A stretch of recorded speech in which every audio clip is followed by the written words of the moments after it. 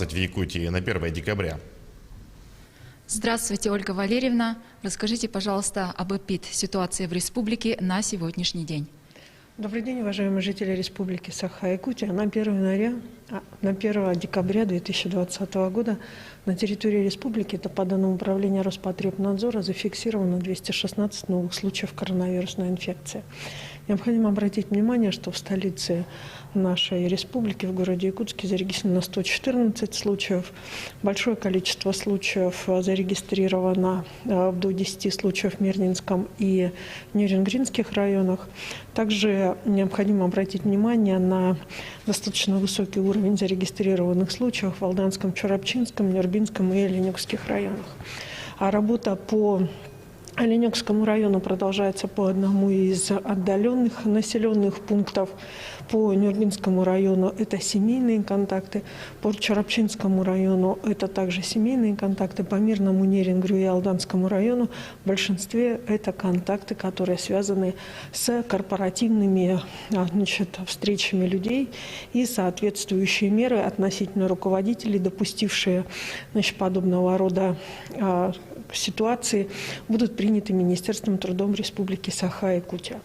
От 1 до 5 случаев зарегистрированы еще в 19 районах республики. Необходимо обратить внимание, что за последние сутки лабораториями республики сделано 1764 исследования на коронавирусную инфекцию.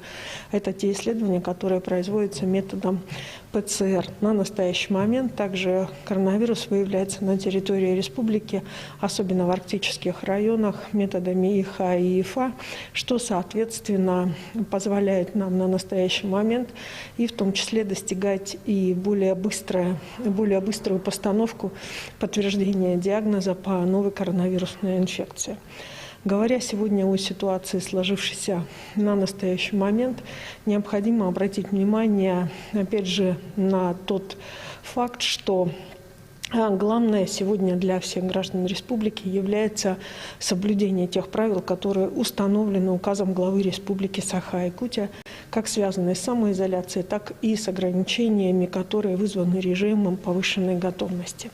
На настоящий момент перед органами медицинскими, перед медицинскими учреждениями поставлена задача подготовка к вакцинации от коронавируса, которая будет проведена, планируется ее проведение в декабре месяце. И, соответственно, по этой вакцинации, как мы уже и говорили, первоначальная эта вакцинация будет добровольной.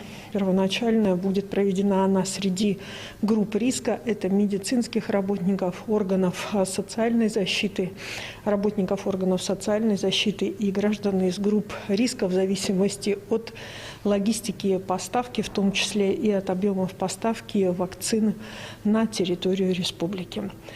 Так же, как и вся страна, мы готовимся в том числе все и к встрече и Нового года, и к проведению ряда праздников. Поэтому необходимо четко уже сегодня отслеживать и определять и сверять свои планы, исходя из режима повышенной готовности. Спасибо. Это был брифинг оперативного штаба о текущей эпидобстановке в регионе, а мы переходим к другим новостям.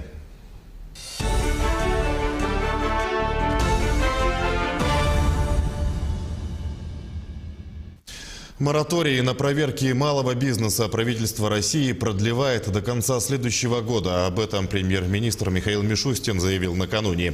Именно этот сектор оказался наиболее пострадавшим от коронавирусной инфекции. В малом бизнесе заняты миллионы